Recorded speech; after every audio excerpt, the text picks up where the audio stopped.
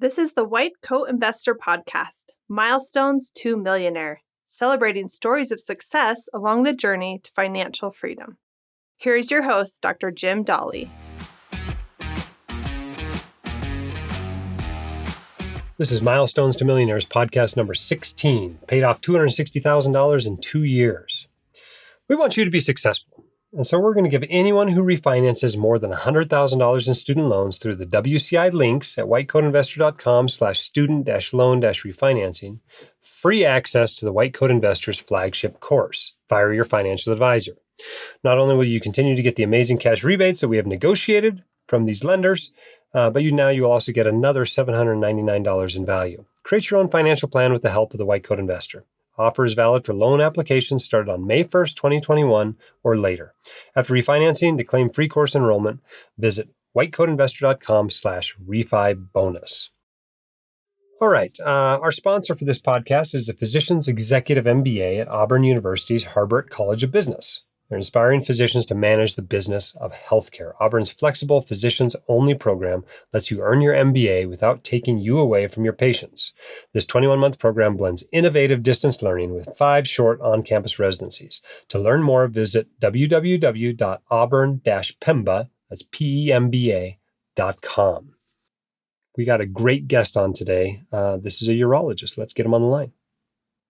All right. Next on the podcast, we have a urologist. Welcome to the White Coat Investor Podcast. Thank you so much for having me, Jim. Congratulations to you on your recent accomplishment. How much debt did you pay off?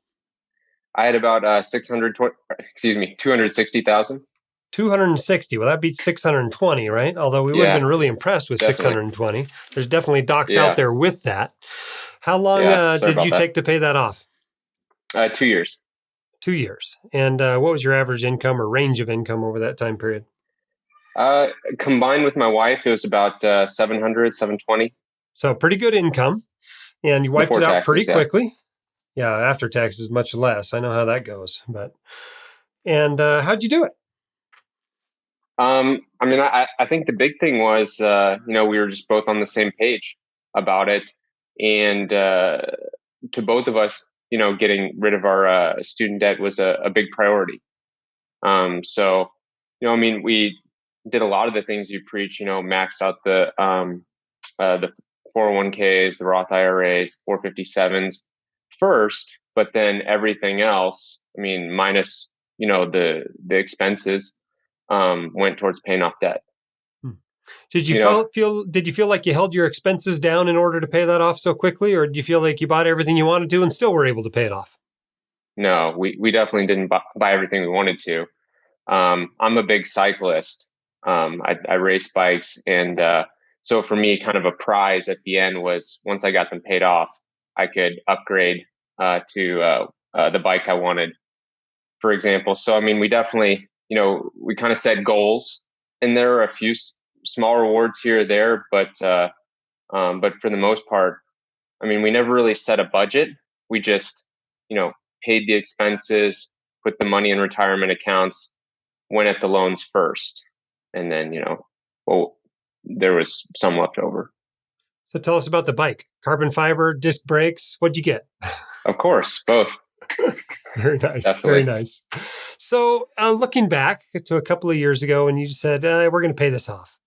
Did it turn out to be easier or harder than you thought it was going to be?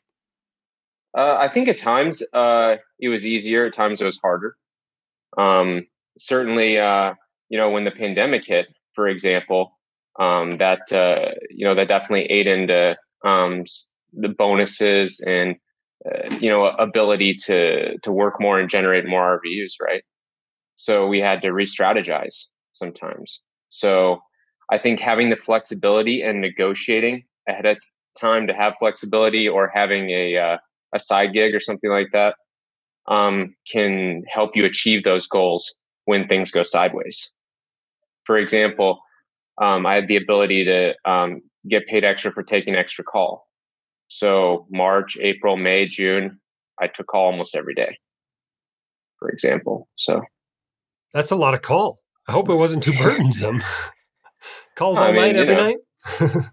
No. I work at a small, kind of more rural hospital. So, just just like you experienced. I mean, during especially the first few months earlier in the summer, no one was coming into the ER. People were sitting at home with their stones. Yeah, that's right. I'm not going to the ER. I'd rather have this kidney stone than COVID, right? I don't know. Both are pretty bad. Yeah. So how does it feel to have your loans gone? I mean, people always ask you, pay off debt versus invest, right? I don't think you can put a price tag on the feeling of having them off. I think for a lot of people, it's such a habit thing, and it just feels so good to have them off, as opposed to knowing that I probably would have had a better return if I had put it in the market. Now, some people feel like they're not done with school until they paid for it. Did you feel that way? That's a good question. I've never really thought about that. No, I still didn't really feel that way. I mean, I just felt it was, something that just we had to get that done before we could move on with the rest of our lives to achieve other goals. So what advice do you have for somebody that's like you were a couple of years ago, looking at this big student loan, wondering if they should pay it off, wondering if they can pay it off? What advice do you have for somebody just coming out now staring at big student loans? I think one of the biggest thing, that you preach towards residents and medical students is having a plan ahead of time, not kind of waking up all of a sudden once you're out of residency and saying, oh my, I've got 2 or 3 times my income in student loans. That would be really tough. I was very fortunate in that situation. But I mean, I think a lot of it too comes down to choices, what you prioritize. So I think the biggest thing is just making choices where you live, what jobs you take. I mean, there's, a lot of different choices you can make out there if that's your goal and you want to achieve it. Looking back, do you see yourself having made some choices differently, knowing you had that big student loan, or do you feel like you would have made all the same job decisions, special decisions, etc.? That's a really good question. I think most of the choices I would have made would have been the same. Yeah. I definitely prioritized where I worked and what kind of job I took to achieve some of our goals as a family over maybe, more jobs where I would be doing bigger surgeries or more prestigious jobs or things like that. Our family working together as a cohesive unit and having success in things like this was more important to me. So what's next for you in your financial goals? The student loans are gone. What's next? What are you working on? Well, we saved up and refinanced the house. So we got that down from 4% to 2.375. So working on that some, and then just trying to catch up in terms of putting more money in our the rest of our accounts, like our taxable spending account.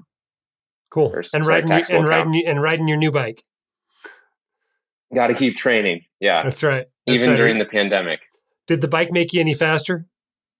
Absolutely. Totally worth it then, right? Totally worth it. Awesome. Oh yeah. I took a few KOMs the first week I got it. Sweet. Well, congratulations, Andrew, on your success. And thank you for inspiring the next generation to do what you've done. Well, thank you. I mean, I think a lot of it I have to thank you. I mean, I've read both your books. I follow your podcast religiously. When I came out of residency, my head was in the sand. I honestly, I had no clue. I'd listen to my friends during residency talk about, finances, and I would just bury my head because I had no idea what they were talking about. And it actually kind of scared me. So actually, it's now kind of become a hobby. Awesome. It's the best paying hobby there is, although maybe not quite as good for your health as cycling. That's true. Yeah. Well, thank you so much. And congratulations on your success, and may it continue forward. Thank you so much for having me on, Jim. And really, thanks again for everything. Bye-bye. All right, a lot of lessons learned from that interview. That's a lot of money to pay off in just a couple of years. So very proud of that. Obviously, with a higher income, that makes it easier. So this is why I'm telling you, get higher incomes. It definitely helps.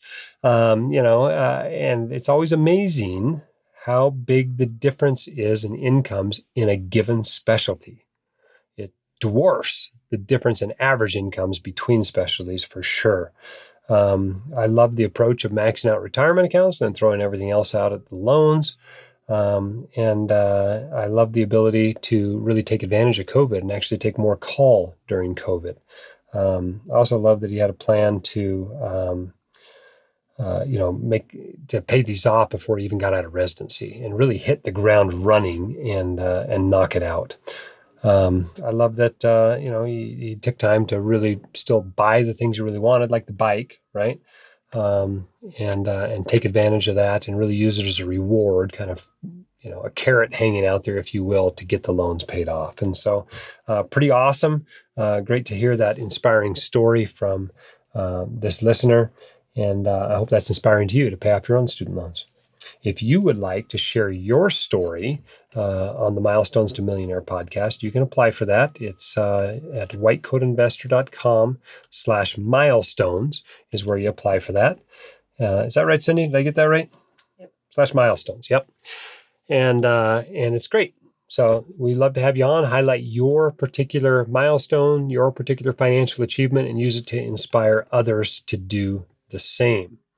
All right. This podcast was sponsored by the Physicians Executive MBA at Auburn University's Harbert College of Business. They're currently enrolling students for fall 2021. This is custom tailored to the practicing physician. Auburn's program will work within the constraints of a doctor's demanding schedule. The program is designed to reshape your career for new successes as you gain skills in management, finance, and executive leadership. To learn more, visit www.auburn-pemba.com. That's Physicians Executive MBA at Auburn. Keep your head up, shoulders back. You've got this, and we can help. We'll see you next week on the Milestones podcast. My dad, your host, Dr. Dolly, is a practicing emergency physician, blogger, author, and podcaster. He is not a licensed accountant, attorney, or financial advisor, so this podcast is for your entertainment and information only and should not be considered official, personalized financial advice.